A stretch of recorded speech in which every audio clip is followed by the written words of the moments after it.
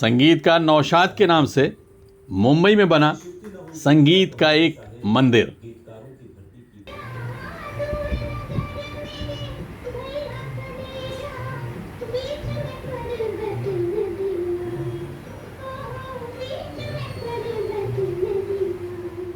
ये यहाँ जो लोग बड़ी तल्लीनता के साथ टीवी पर साहिल लुधियानवी के लिखे गीत का आनंद ले रहे हैं, इस जगह को आप गलती से थिएटर या हॉल मत कह दीजिएगा, क्योंकि इस बात से जोगिंदर पाल जी, जिन्हें लोग प्यार से काका कहकर पुकारते हैं, वो सख्त नाराज हो जाएंगे।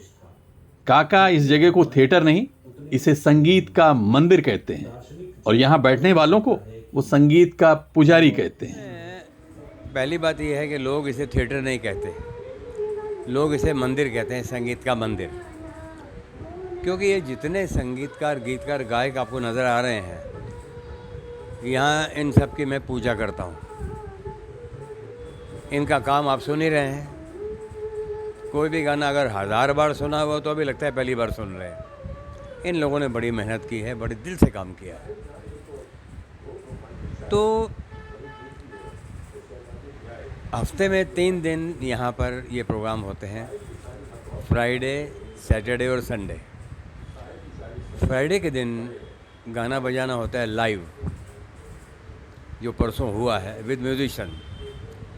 सैटरडे को होता है विद कैरियोके, जो कल हुआ है। आज संडे ये वीडियो है, 3 दिन का लिए। अब पुरानी फिल्में देखने का कुछ प्रोग्राम बन रहा है, तो शायद एक दिन फिल्मों का और तय हो जाएगा, या वो संडे के बाद का होगा या फिर वो फ्राइडे के पहले का होगा। प्लान शुरू हो रहा है, पुरानी फिल्में दिखाई जाएंगी और वो भी बिल्कुल फ्री में, कोई चार्ज नहीं। कोई भी आके देख सकता है। खाली शर्त ये है, टाइम पे आना है और मोबाइल को बंद करके खाली प्रोग्राम देखने हैं। बातचीत यहाँ वर्जित है, मोबाइल चलाना वर्जित है, क्योंकि मैं बहुत एंजॉय करता हूँ इनको। दरअसल काका खुद अपने आप में एक बड़ी शख्सियत हैं। वो ऑटोमोबाइल्स के एक बड़े व्यापारी थे। उन्हें बचपन से संगीत का लगाव था। जब उनके बच्चे बड़े हो गए तो उन्होंने व्यापार की पूरी जिम्मेदारी बच्चों को देकर खुद को गीत और संगीत के लिए पूरी तरह से समर्पित कर दिया। उनको संगीतकार नौशाद साहब के बहुत करीब रहने का मौका मिला।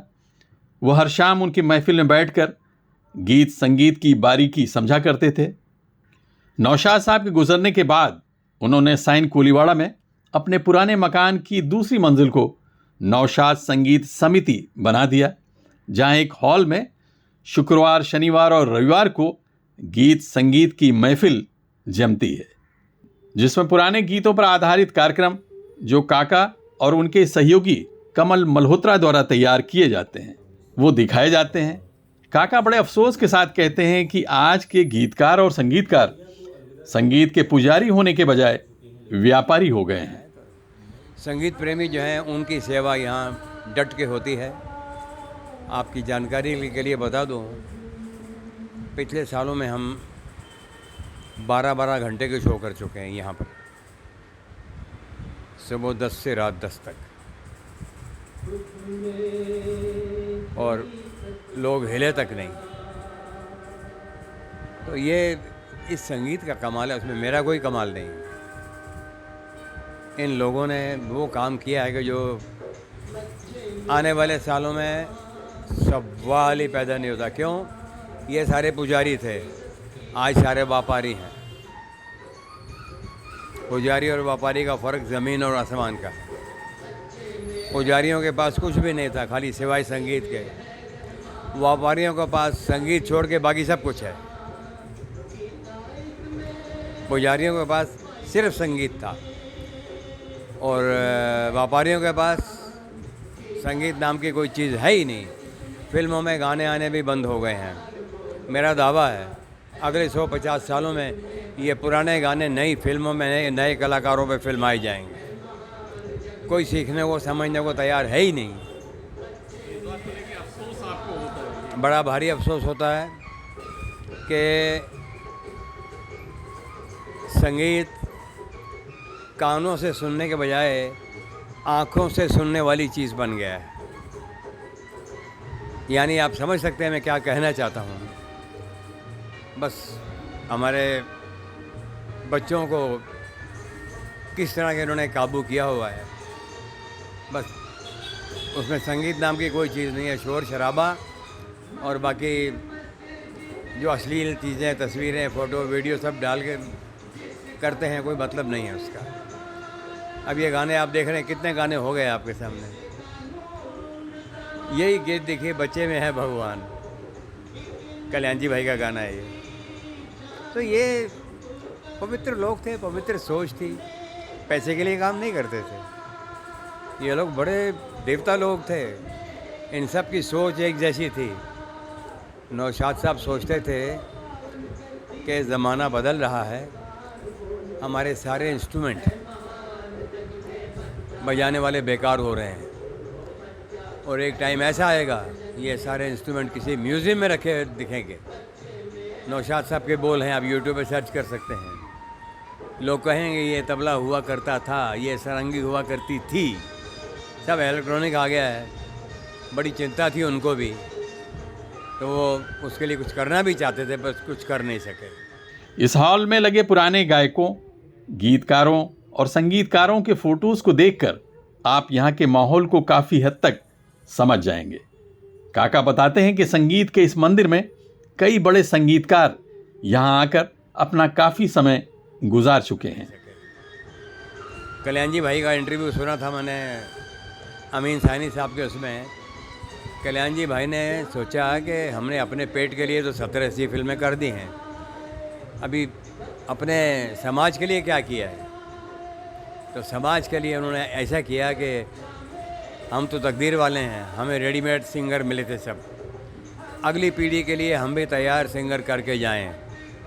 जितने नए सिंगर हैं सब कल्याण जी, आनंद जी के तैयार किए हुए हैं।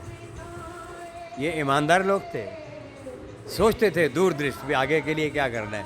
और आज वालों के लिए इतना ही है कि यार मेरी 7 जनरेशन का तो हो गया है, चल 8वीं क्या खाएगी। आज ये मामला चल रहा है। उनको चिंता है कि 8वीं क्या खाएगी, 9वीं क्या खाएगी। संगीत से कोई इनको वास्ता नहीं है, किसी फिल्म में ना कोई काम का संगीत है ना कुछ, बस पुराने गानों से।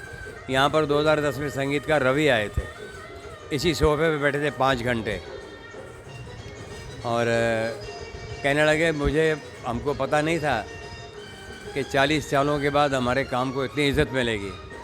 मैंने कहा इसलिए कि उसके बाद स्टैंडर्ड गिरना शुरू हो गया था। अगर वो गिरना शुरू नहीं होता तो पीछे मुड़ के हम आपकी तरफ, पुराने गानों की तरफ क्यों देखते।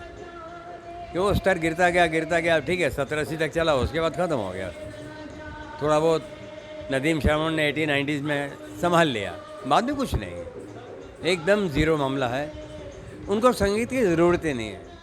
काका के इस मंदिर को बने हुए 16 साल हो चुके हैं और उसी वक्त से यहाँ मुंबई के अलग अलग इलाकों से संगीत प्रेमी आते हैं और पुराने फिल्मी नगमे सुनकर दिली सुकून पाते हैं, जो इन्हें मुंबई जैसी भागती दौड़ती जिंदगी में शायद कहीं भी नहीं मिलता। हाँ, मेरा शौक भी पूरा है, मनोरंजन भी पूरा होता है और जो जानकारी मेरे को नहीं है वो जानकारी भी मेरे को मिलता है और मेरे को बहुत खुशी हुई थी कि काका जैसे हमें के इंसान के लिए मैं एकदम शुक्रगुजार हूँ। और मैं 13 साल से यहाँ पे आता हूँ, हफ्ते में 3 बार। तो मेरे को बहुत अच्छा लगता है यहाँ आने के लिए। और किधर भी मैं प्रोग्राम में जाता नहीं, और कहीं प्रोग्राम में नहीं जाता, खाली काका के यहाँ ही आता हूँ मैं। सिर्फ मेरे यहाँ आता नागपाड़ा से। नागपाड़ा से आता हूँ, चंदेश्वर। हाँ सर, ये गाने आने के पहले मैं सोचता हूँ ये कौन से पिक्चर से होगा, कौन सा म्यूज़िक डायरेक्टर होगा, कौन लिखा होएगा। इसमें से मुझे एक डॉक्टर ने बोला मुझे कभी अल्जाइमर आएगा ही नहीं, तो यहाँ इसके लिए आता हूँ कि मुझे कभी अल्जाइमर ना आए। दिस रिफ्रेशेस माई मेमोरी, इसके लिए मैं यहाँ आता हूँ। यानी पहले के सॉन्ग जो है वो एकदम मीनिंगफुल भी है और म्यूजिक भी वैसा, कंपोजिंग भी है उसका। और इसमें सबका ये रहता है यानी कि म्यूजिक टीम वर्क है पूरा, यानी कि म्यूजिक डायरेक्टर, सिंगर और लिरिसिस्ट जो है वो गीतकार, सब मिलकर जो मिलाते हैं ना, पूरा एकदम परफेक्ट है वो। क्या मिलता है आपको यहाँ इस महफिल बढ़ने से? ये जो मुझे जो सुकून में मिलता है या वो यहीं मिलता है। बाहर निकले, घर में आए कि अपना वही यहाँ पे एकदम होता है। मतलब जो गाना है जो बताते वो कहीं मिलेगा नहीं कहीं भी। क्या आप म्यूजिक से जी हाँ, म्यूजिक से लगाव रखते हैं, रफ़ी साहब को दिल में रखते हैं। लता जी बोल गई, नाम गुम जाएगा, हम आप लोगों को गुम होने नहीं देंगे। जी, हम लोग हमेशा आपको याद रखेंगे। भी गाने गाते हैं? जी बिल्कुल गाते हैं, रफ़ी साहब के गाना गाते हैं। तेरे मेरे सपने अब एक रंग है, दो जहां भी ले जाए हम संग है। वैसे तो काका खुद भी एक गायक हैं, लेकिन वो हर जगह गाना पसंद नहीं करते। वो नौशाद साहब के जन्मदिन पर ख़ास तौर से गाते थे। नौशाद साहब के लिए एक गाना ऐसा याद आता है जो नौशाद साहब ने बनाया था फिल्म सोनी महिवाल के लिए, और वो भी गाना निम्मी जी पर ही फिल्माया गया था, निम्मी जी और भारत भूषण पर। फिल्म में वो गाना निम्मी जी गाते हैं भारत भूषण के लिए, और मैं वही गाना नौशाद साहब के लिए गाता हूँ। और ये गाना मैं नौशाद साहब को उनके बर्थडे पे सुना भी चुका हूँ। ईद के दिन सब मिलेंगे अपने अपने यार से, हम गले मिल मिल के रोएंगे दरो दीवार से। ईद का दिन तेरे बिन है फीका, आजा आजा के दिन है खुशी का। हम अकेले और ये मेले, ईद है और तेरी याद है।